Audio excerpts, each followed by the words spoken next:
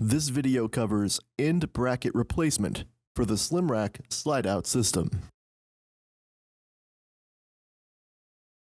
The tools required for this procedure include a cordless drill, bits appropriate to the hardware of your installation, and needle nose pliers.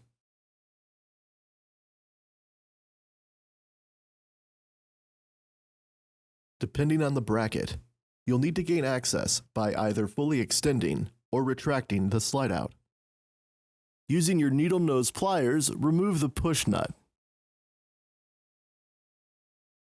Remove the grooved pin.